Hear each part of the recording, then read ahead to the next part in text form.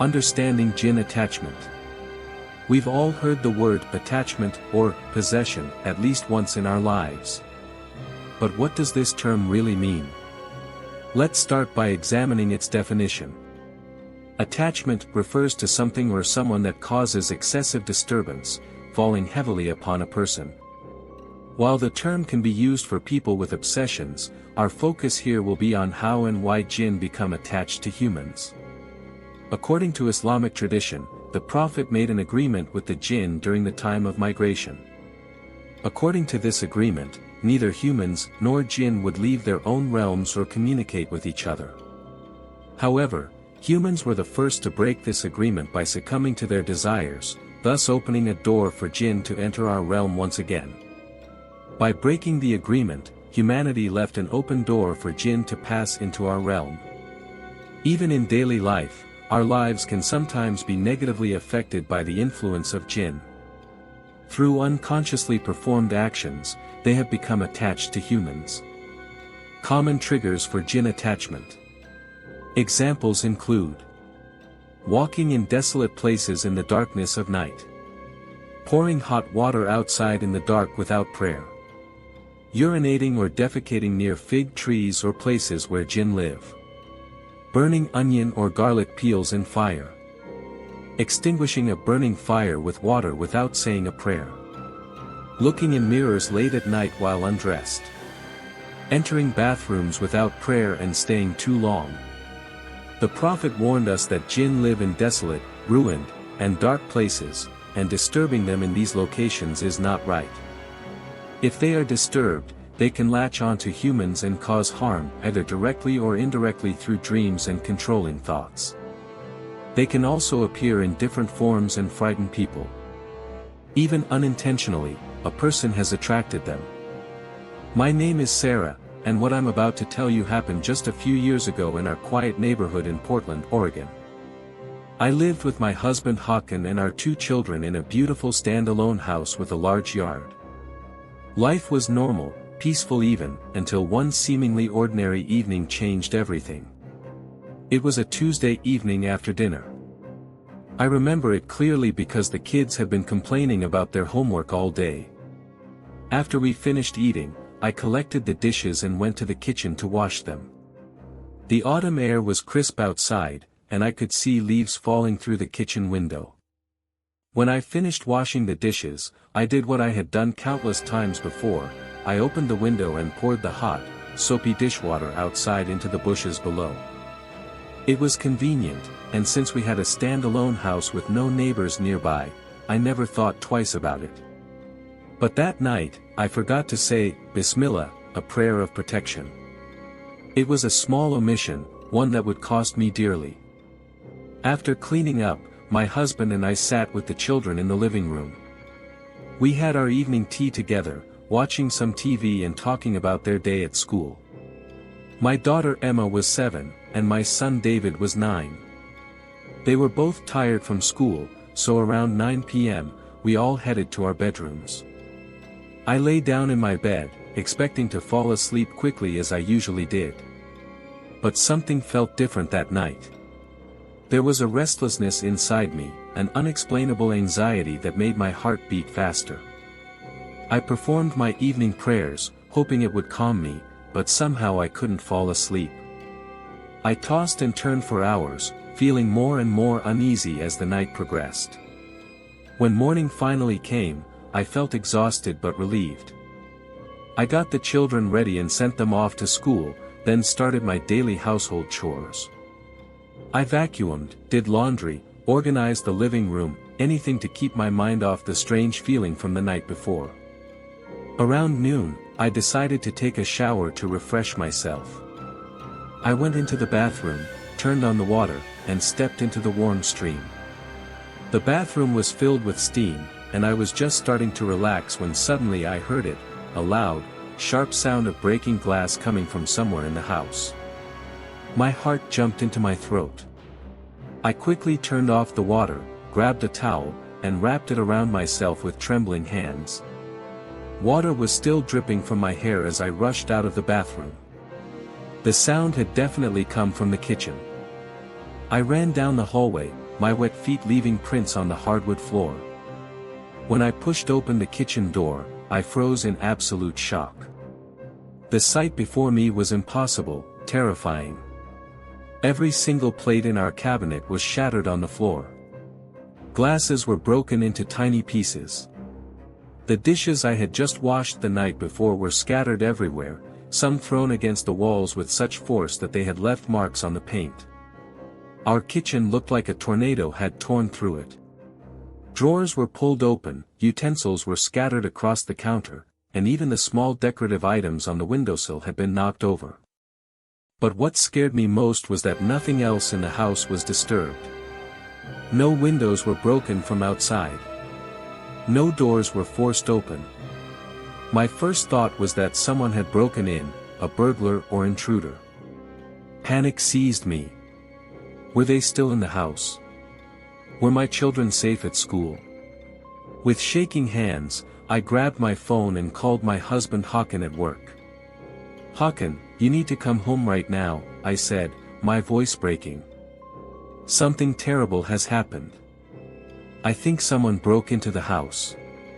He heard the fear in my voice and immediately said he was calling the police and coming home. Within 20 minutes, 2 police officers arrived at our house, followed shortly by Håkan. The officers walked through every room, checked every window and door, examined the locks, and looked for any signs of forced entry. After about an hour of investigation, the senior officer came back to us in the living room where we were waiting anxiously. "Ma'am, sir," he said, looking confused himself, "we've searched the entire house and the perimeter. There's absolutely no sign of a break-in. All your windows are locked from the inside, all doors are secure, and there are no footprints or disturbances outside. Are you sure you didn't hear anything unusual before the incident?" I explained about being in the shower and hearing the breaking glass, but I could see the skepticism in their eyes. They probably thought I was crazy or had somehow caused it myself.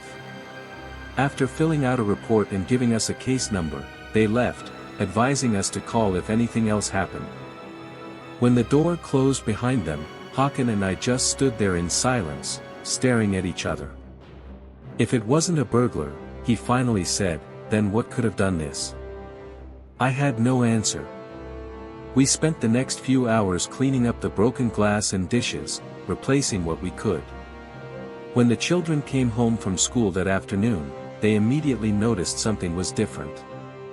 "Mom, where are all our plates?" Emma asked innocently. "Oh, sweetie, Mommy had a little accident in the kitchen," I lied, not wanting to scare them. "We'll get new ones soon." But the incidents didn't stop there. In fact, they were only beginning. That night, I went to bed early, exhausted from the stress and lack of sleep the previous night. Håkan said he would stay up a bit longer to watch the news. I was lying in bed, still feeling that same unsettling restlessness, when I heard water running in our master bathroom. The sound was clear, the shower was on. I could hear the water hitting the tiles, the familiar sound of someone bathing. Håkan must have come to bed and decided to take a shower, I thought, feeling slightly annoyed that he hadn't told me. I lay there waiting for him to finish. But then, maybe 5 minutes later, I heard footsteps in the hallway. Our bedroom door opened, and Håkan walked in from the corridor, still fully dressed in his jeans and t-shirt. My blood ran cold. If Håkan was coming from the hallway, then who was in our bathroom? The shower was still running, I could hear it clearly. "Håkan," I whispered, my voice barely audible, "weren't you just in the bathroom? Taking a shower?" He looked at me confused. "No, honey, I was downstairs in the living room. I just came up to check on the kids, to say goodnight." "Why?" "Because I can hear the shower running in our bathroom," I said, my voice rising in panic. We both turned to look at the closed bathroom door. The sound of running water was unmistakable. Håkan slowly walked over and pushed the door open. The bathroom was empty, but the shower was indeed on, hot water steaming up the mirror. He quickly turned it off, and we searched every corner of the bathroom, even checking if somehow the faucet had turned on by itself. But the handle had been fully turned, someone or something had deliberately turned it on. Neither of us slept that night. We kept all the lights on and sat together on the bed, jumping at every small sound. I told Hakan everything, about the restlessness I'd been feeling, about forgetting to say the prayer when I poured the hot water outside, about how wrong everything felt.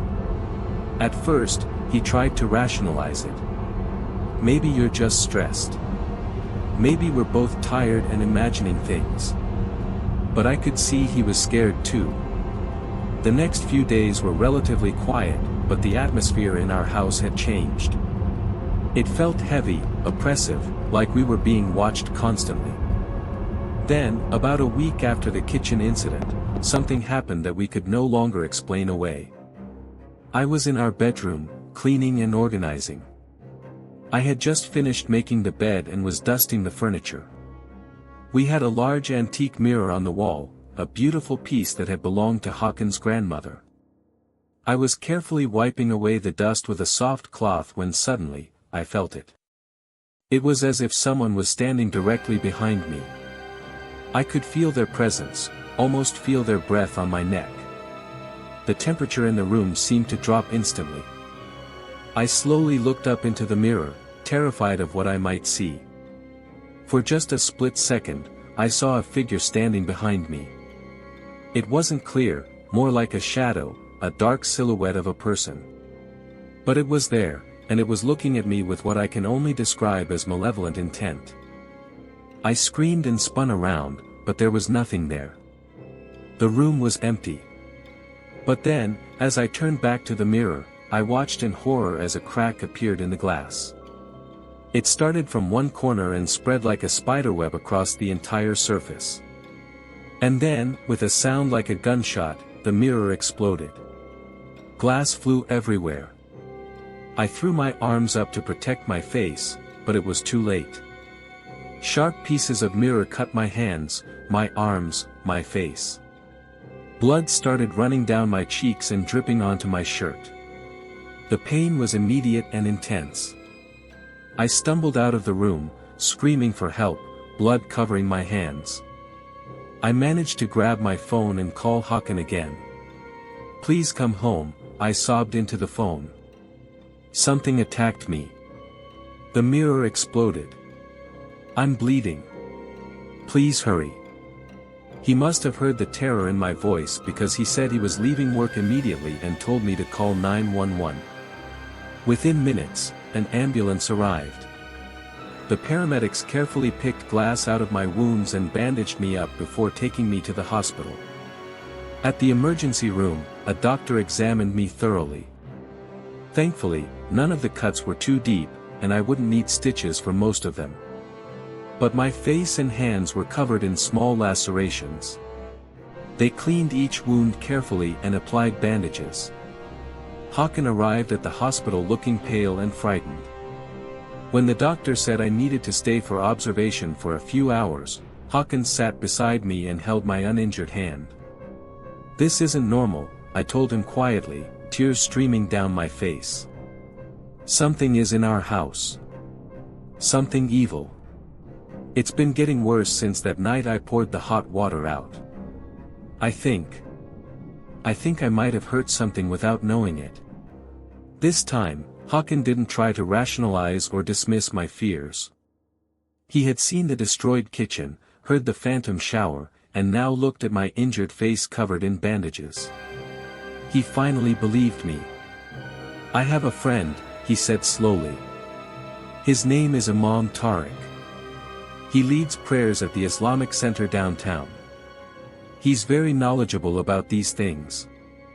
Let me call him." He stepped out of the hospital room and made the call.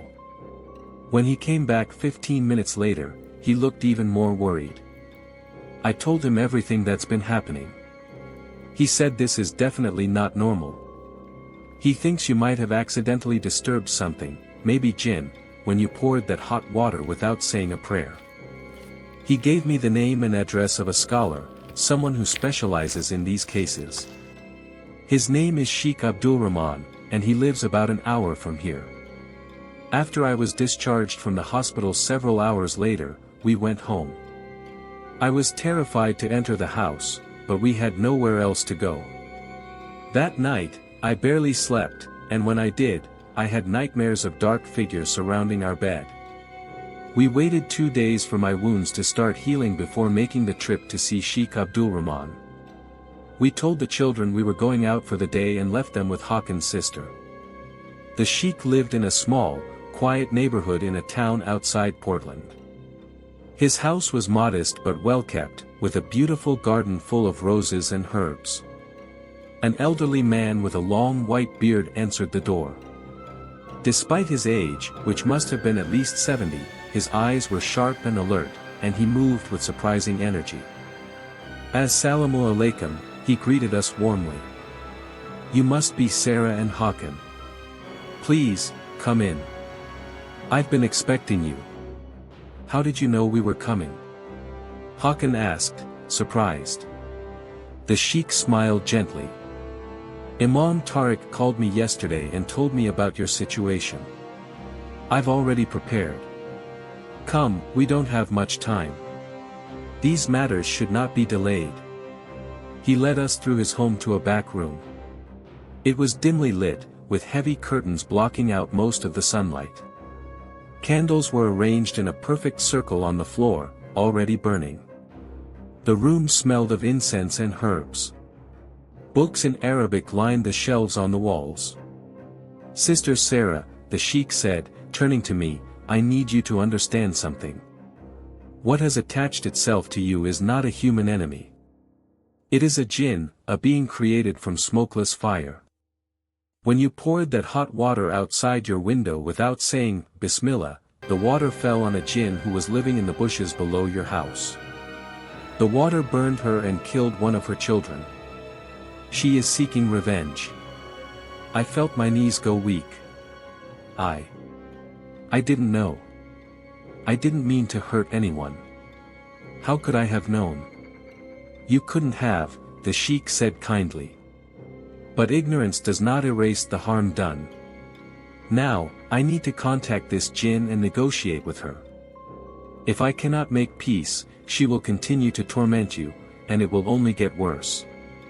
She may try to harm your children next, or even kill you in your sleep. The seriousness in his voice made me start crying. Hakan put his arm around me. Both of you, please sit outside this circle. Brother Hakan, no matter what you see or hear in this room, do not break the circle. Do not step inside it, and do not try to interfere. The circle will protect you, but only if you stay outside it. Sister Sarah, I need you to sit inside the circle. You will be safe there. The jinn cannot touch you while you are inside. With trembling legs, I stepped over the candles and sat cross-legged in the center of the circle. The Sheikh handed me prayer beads and told me to hold them tightly. Hakan sat against the wall, his face pale. The Sheikh then sat near the circle, took out an old leather-bound book, and began to read from it in Arabic. His voice was low at first, then grew louder and more forceful. He read for what felt like an eternity, his words echoing off the walls. As he read, the temperature in the room began to drop rapidly. Our breath became visible in the air. The candle flames flickered wildly, though there was no breeze. I felt my heart pounding so hard I thought it might burst from my chest. And then, in the corner of the room farthest from us, something began to materialize. At first, it was just a shadow, darker than the rest of the room. But slowly, it took shape, the shape of a woman. But not a human woman. This creature was tall, unnaturally thin, with long black hair that seemed to move on its own, as if underwater. Her eyes were completely black, no whites at all, just endless darkness. Her teeth, when she opened her mouth, were pointed and stained. Her bare feet were twisted backwards, and her clothes were torn and muddy. She was the most terrifying thing I had ever seen. I heard Hakan gasp and start to get up, but the Sheikh held out his hand, signaling him to stay where he was. The sheik's voice never wavered as he continued reading. When he finally stopped, the creature, the Jinn, stood there, glaring at us with pure hatred. She was trembling with rage, her hands clenched into fists. "Who are you?" the sheik asked in a commanding voice, "and what is your business with this woman?" The Jinn's voice, when she spoke, was like nails on a chalkboard, harsh and grating. "I am Rohana of the Hajjaj tribe. This human woman, she poured boiling water on me in the darkness of night. She burned my skin. She killed my youngest son, who was sleeping beneath the bush. I watched him die in agony. And for this, I will take everything from her. I will destroy her family as she destroyed mine." "She did not know you were there," the sheik said firmly. "It was an accident. She meant no harm." "Accident?" the Jinn shrieked, her voice so loud it made my ears ring. "My son is dead. My flesh was burned. Accident or not, she must pay. I will take her children. I will take her husband. I will take her sanity until she begs for death." I was sobbing now, terrified beyond measure. "Please," I managed to say through my tears, "please, I'm so sorry. I didn't know. I would never hurt anyone on purpose. Please don't hurt my children. Take me instead, but leave them alone." The Jinn turned her black eyes to me, and for a moment, I saw something in them: pain, grief, the anguish of a mother who had lost her child. But then the hatred returned, harder than before. "Your sorrow means nothing to me, human." The sheik intervened. "Rohana of the Hajjaj tribe, I offer you a deal. Blood debt must be paid, this is the law of our people and yours. But there is more than one way to pay a debt. What is your price? Name it, and if it is within reason, it shall be paid." The Jinn was silent for a long moment, her dark eyes shifting between me, the sheik, and Hakan. Finally, she spoke. "I want diya, blood money. According to our law, for the death of one of our children, the price is 40 goats. Provide this to me within 1 week, and I will consider the debt paid. But if you fail, or if you try to deceive me, I will return with my entire tribe, and none of you will survive." "We accept," the sheik said quickly before I could speak. 40 goats within 7 days. Where shall we deliver them?" The Jinn gave directions to a specific location in the forest outside the city. Then, as quickly as she had appeared, she began to fade, becoming shadow once more, then nothing at all. The temperature in the room gradually returned to normal. I collapsed, sobbing with relief and residual terror. The sheik helped me out of the circle, and Hakan rushed over to hold me. "You have 1 week, the sheik said seriously. "Do not delay. Do not try to bargain or reduce the price. 40 goats, healthy and alive. I will help you arrange it." That week was the most stressful of our lives. We had to sell our second car and take out a loan, but somehow we managed to purchase 40 goats from a farm in rural Oregon. It cost us nearly $15,000, money we couldn't afford to lose, but what choice did we have? On the 7th day, exactly as promised, we transported the goats to the location the Jinn had specified. It was a clearing deep in the forest, far from any hiking trails or roads. Sheikh Abdul Rahman came with us to oversee the transaction. We released the goats in the clearing and waited. As the sun began to set, we heard rustling in the trees around us. Dark shapes moved between the trunks, the Jinn tribe had come. They gathered the goats, and we heard that same harsh voice call out from the darkness, "The debt is paid." And then they were gone, vanishing into the forest with the goats. From that day forward, our house returned to normal. The oppressive feeling lifted. The strange incident stopped. We never had another problem. But I learned a valuable lesson that I will never forget. There are things in this world that we cannot see, beings that exist alongside us in ways we don't understand. And we must be respectful, cautious, and always remember to say our prayers, even for the smallest actions. To this day, whenever I pour water outside, I first say, Bismillah, and ask forgiveness if I am disturbing anyone unseen. I never want to go through that terror again. Rocky Mountain National Park, Colorado, Summer 2021. My name is Michael, and I'm going to tell you about the worst camping trip of my life, a trip that nearly cost us everything. It was early July 2021, and my best friend Arda, our girlfriends Jessica and Maya, and I decided we needed a break from city life in Denver. We'd all been working long hours, stressed from our jobs, and we wanted to get away from it all. Arda suggested a 3-night camping trip in Rocky Mountain National Park. Come on, man, Arda had said enthusiastically, when's the last time we just disconnected from everything?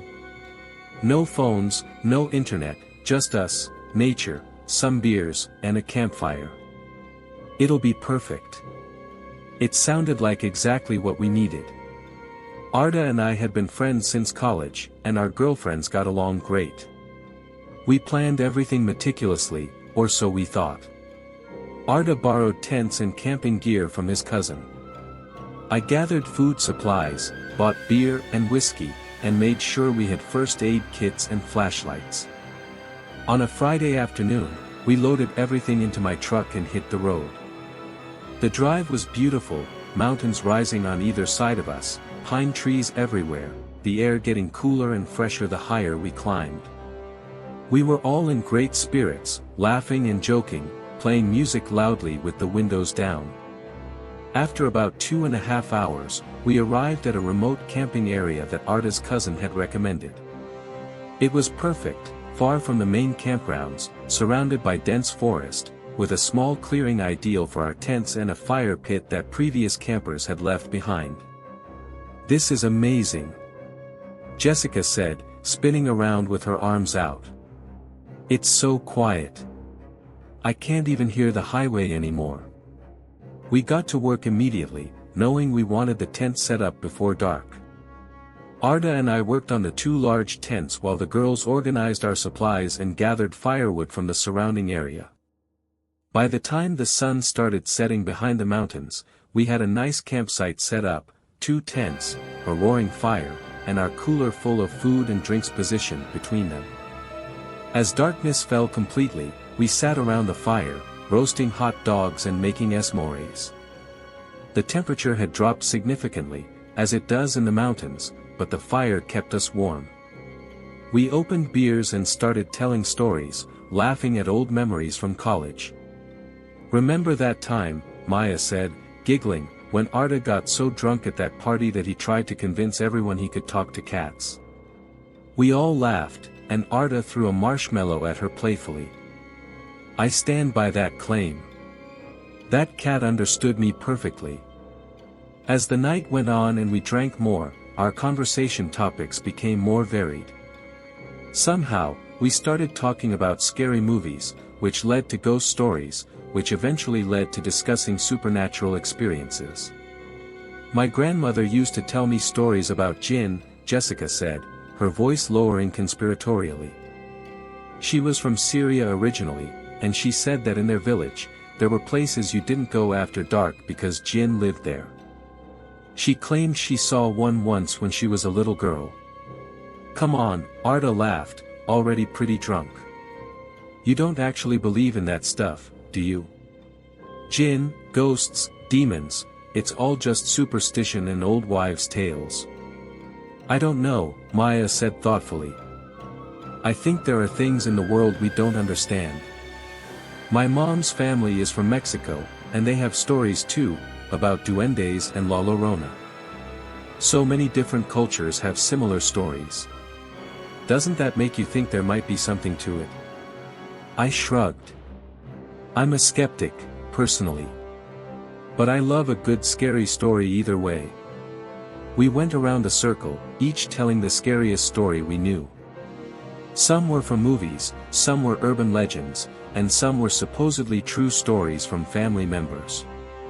The forest around us was completely dark except for our firelight, and every shadow seemed to move. It was the perfect setting for ghost stories. By midnight, we were all pretty drunk. The bottle of whiskey was nearly empty, and we'd gone through most of the beer. We were making stupid jokes, laughing at everything, occasionally singing badly to songs we played from someone's phone. "Alright," Maya finally yawned, "I'm exhausted. I think I'm going to call it a night." "Yeah," Jessica agreed, standing up and stretching. "We should all get some sleep. Big hike tomorrow, right?" We all agreed and started heading to our tents. Maya and Arda shared one tent, while Jessica and I had the other. As I was settling into my sleeping bag, trying to get comfortable, I heard the tent zipper opening next door. I looked out through the mesh window of our tent and saw Arda stumbling out, clearly very drunk. I watched him walk unsteadily toward the fire pit, which was now just glowing embers. And then, to my absolute disbelief, he unzipped his pants and started urinating directly onto the remains of the fire. "Dude, what the hell?" I called out quietly, not wanting to wake the girls. "What are you doing?" He didn't respond, just finished, zipped up, and stumbled back to his tent. I shook my head, thinking he was just way too drunk, and lay back down. Jessica, who had been half asleep, murmured, "What was that about?" "Arda just peed on the fire," I told her. "Idiot's wasted." "That's not good," she said, her voice suddenly more alert. "You're not supposed to do that. My grandmother told me, fire is sacred in many cultures. Jinn live in ashes and smoke. Peeing on a fire, especially without asking permission or saying a prayer, is really disrespectful. It can make them really angry." "Babe, come on," I said, pulling her closer. "Don't let the stories we were telling freak you out. It's just superstition." But I could tell she was genuinely worried. It took her a long time to fall asleep, and honestly, her concern was starting to make me uneasy too, even though I didn't believe in any of it. I must have finally drifted off around 2 a.m., but it was a restless sleep. I kept having strange dreams, shadows moving through trees, whispered voices in languages I didn't understand, the feeling of being watched. Then, around 4 a.m., I was jolted awake by screaming. It was coming from Arda's tent. Both Jessica and I sat up instantly, our hearts pounding. "What's going on?" Jessica said, panicked. I unzipped our tent as fast as I could and scrambled outside. The moon was bright enough that I could see around the campsite. Arda was still screaming, and I could hear Maya crying too. But then something hit me. A rock, about the size of a baseball, struck my shoulder hard. I cried out in pain and looked around wildly, trying to see where it came from. The forest around us was too dark to make out details. Then another rock came flying out of the darkness, then another, then another. They were hitting our tents, the ground around us, barely missing us as we tried to figure out what was happening. "Someone's throwing rocks at us," I yelled. "Arda, are you okay?" His tent flap flew open, and both he and Maya crawled out, looking absolutely terrified. Maya's face was streaked with tears, and Arda was shaking. "There's something in the woods," Arda shouted over the sound of stones hitting trees and the ground. "We saw them. We both saw them." "Saw what?" I demanded, but even as I asked, I felt a creeping sense of dread. The rocks were still coming, but I couldn't see anyone throwing them. Jessica had emerged from our tent, and we all huddled together near the dead fire pit as stones continued to rain down on our campsite from the darkness. "We woke up around 3, Maya said, her voice shaking so badly she could hardly speak. "We needed to use the bathroom, but we didn't want to go alone, so we went together. We walked maybe 30 feet into the woods, and we started hearing these sounds, like clicking or chittering, almost like insects but not quite. We followed the sounds, Arda continued, his face pale even in the moonlight. I don't know why, we just did. And then we saw them. There were these things. They looked almost human, but they were too tall, too thin. They were wearing black, like long robes or cloaks, and they were gathered in a circle around something. When they noticed us, they all turned at once, and their eyes reflected the moonlight, Maya finished. Like animal eyes, but red. Bright red. They started moving toward us, and we ran back to the tent. They followed us but stopped when we got back to the campsite. They stayed in the trees, just at the edge of the firelight, and then they started throwing stones. As if to emphasize her point, another barrage of rocks came flying out of the forest. One hit me in the leg, and I could feel it would leave a nasty bruise. We need to get out of here, Jessica said urgently. Now. We need to get to the truck. The truck is parked 500 yards down the path, I said, my mind racing. Through the woods. In the dark. Where those things are. We all stood there for a moment, paralyzed by fear, as stones continued to hit the ground around us. It felt like we were under siege.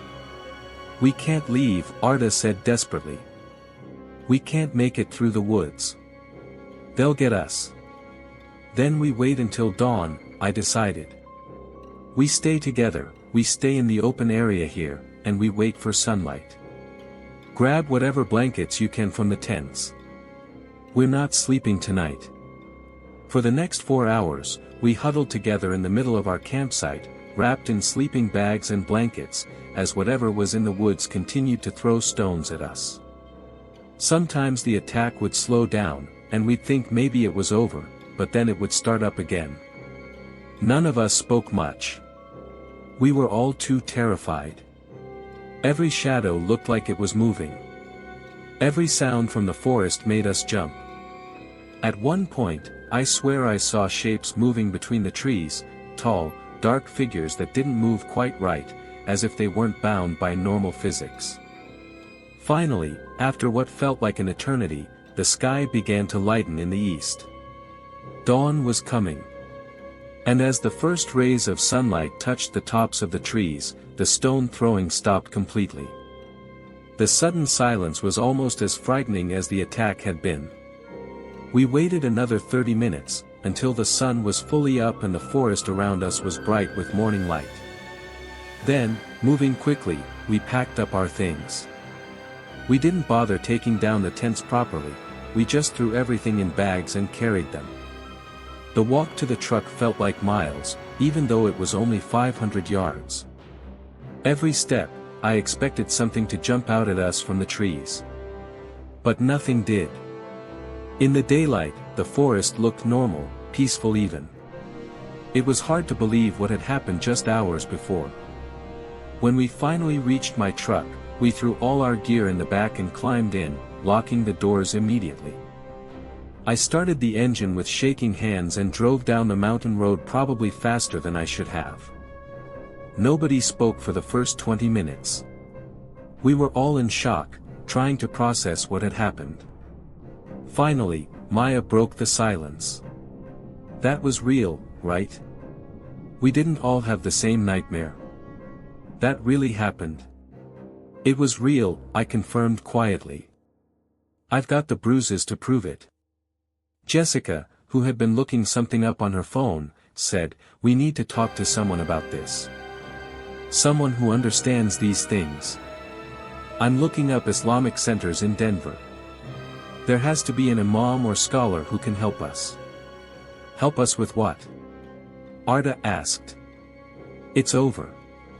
We're leaving. We'll never go back there." "It might not be over," Jessica said seriously.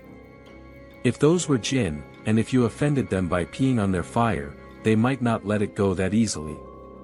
We need to make sure they won't follow us home." That thought hadn't even occurred to me, and I felt a new wave of fear wash over me.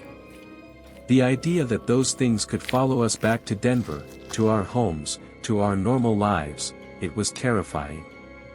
When we got back to the city, we went straight to Jessica's apartment. None of us wanted to be alone. We were exhausted but too wired to sleep. Jessica called the Islamic Center of Denver and explained that we had an emergency and needed to speak with someone knowledgeable about spiritual matters. The man who answered must have heard the desperation in her voice because he gave her a phone number for Imam Rashid, who he said was experienced in these matters. Jessica called immediately. Imam Rashid listened to our story without interrupting. When we finished, there was a long pause on the other end of the line. "This is very serious," he finally said. "What you're describing is consistent with Jinn disturbance, possibly Ifrit. They are known to be vengeful when disrespected. I need you to come to my house tonight. All of you. Don't go to your separate homes. Stay together. I'll text you the address." That evening, we drove to Imam Rashid's house in Aurora, a suburb of Denver. It was a modest home in a quiet neighborhood. When we arrived, the Imam greeted us at the door. He was in his 50s, with a gray beard and kind eyes, but his expression was grave. "Come in, please," he said. "I've prepared a space for us. But first, I need you all to perform ablution, ritual washing. The bathroom is down the hall. Take turns." After we had all washed, he led us to a room at the back of his house. Like Sheikh Abdulrahman's room in my first story, this room was prepared for spiritual work. But there was another man there too, older than the Imam, with a long white beard and prayer beads in his hand. "This is my father, Sheikh Mustafa," Imam Rashid introduced him. "I told him about your situation, and he insisted on coming. He has dealt with Jinn for over 40 years. Your case is not a simple one." Sheikh Mustafa looked at each of us carefully, his gaze lingering on Arda. "Which one of you urinated on the fire?" he asked bluntly. Arda raised his hand sheepishly, his face red with shame. "It was me, sir. I was drunk. I didn't think." "You didn't think," the sheikh interrupted, his voice stern but not unkind. "That is the problem. The Jinn who lived in those ashes, you burned their home. One of them may have been sleeping in the ash bed, which is warm and comfortable for them. Your urine likely killed or seriously injured them. In their eyes, this is an act of violence, and they have every right under their law to seek revenge. But it was an accident." Arda protested. "I didn't know they were there." "Ignorance is not an excuse in their law, just as it is not an excuse in ours," Sheikh Mustafa replied.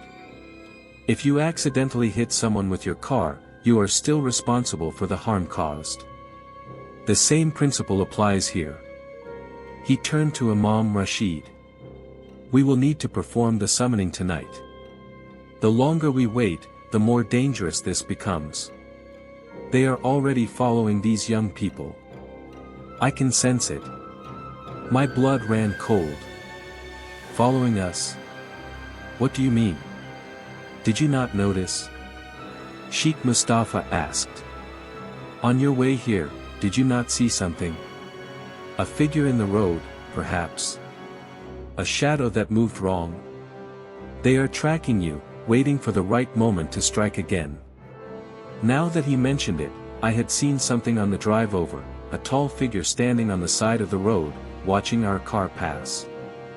At the time, I dismissed it as a person waiting for a bus, but there had been no bus stop there.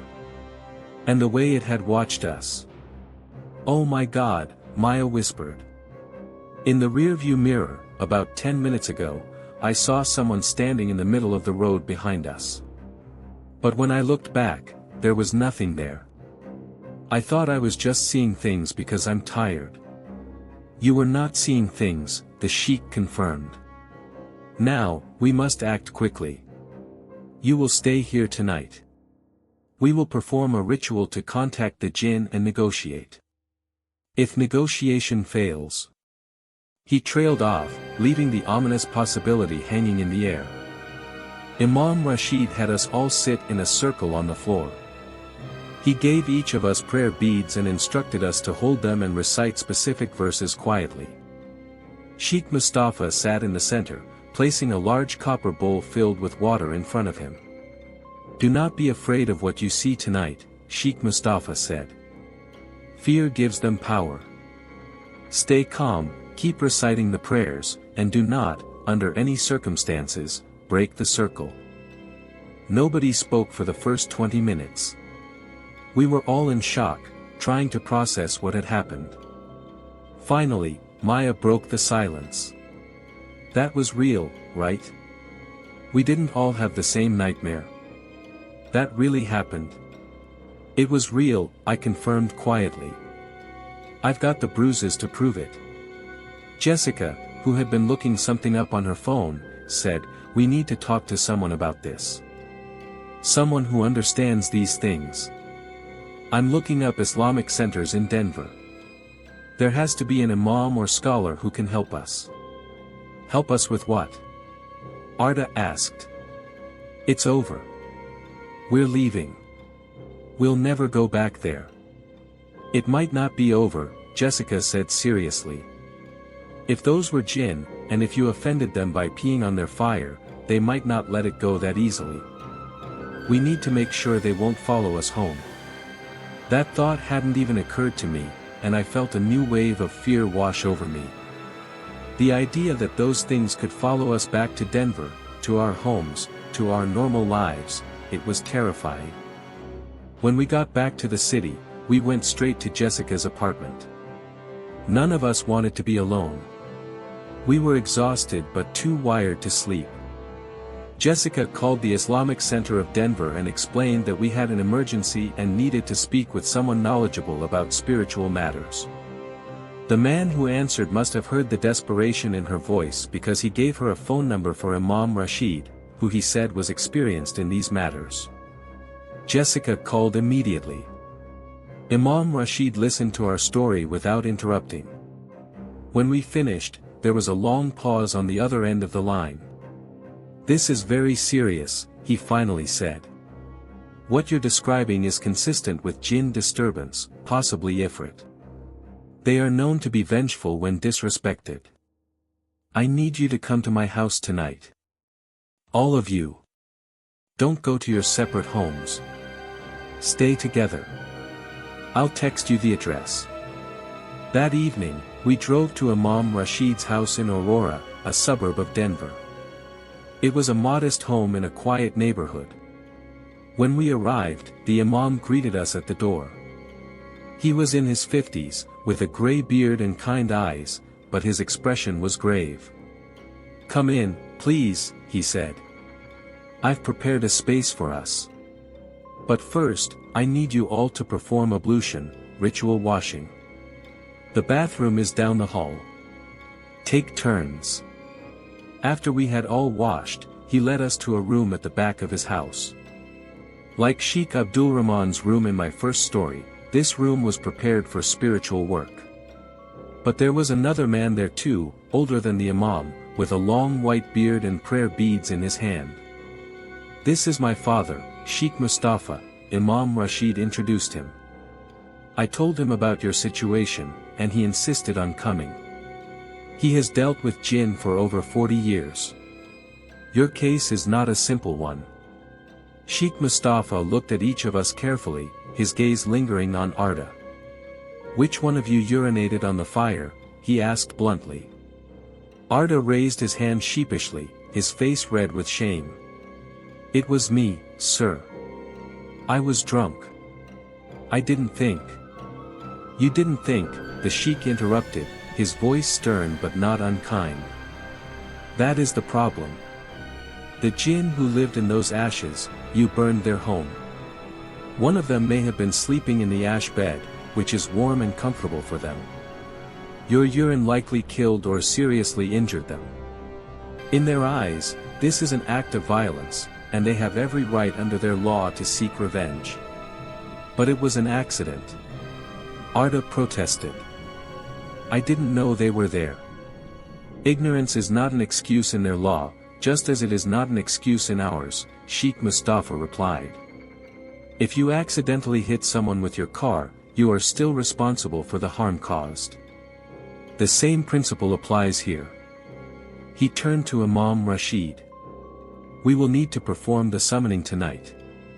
The longer we wait, the more dangerous this becomes. They are already following these young people. I can sense it. My blood ran cold. Following us? What do you mean? Did you not notice? Sheikh Mustafa asked. On your way here, did you not see something? A figure in the road, perhaps. A shadow that moved wrong. They are tracking you, waiting for the right moment to strike again. Now that he mentioned it, I had seen something on the drive over, a tall figure standing on the side of the road, watching our car pass. At the time, I dismissed it as a person waiting for a bus, but there had been no bus stop there. And the way it had watched us. Oh my God, Maya whispered. In the rearview mirror, about 10 minutes ago, I saw someone standing in the middle of the road behind us. But when I looked back, there was nothing there. I thought I was just seeing things because I'm tired. You were not seeing things, the Sheikh confirmed. Now, we must act quickly. You will stay here tonight. We will perform a ritual to contact the Jinn and negotiate. If negotiation fails. He trailed off, leaving the ominous possibility hanging in the air. Imam Rashid had us all sit in a circle on the floor. He gave each of us prayer beads and instructed us to hold them and recite specific verses quietly. Sheikh Mustafa sat in the center, placing a large copper bowl filled with water in front of him. Do not be afraid of what you see tonight, Sheikh Mustafa said. Fear gives them power.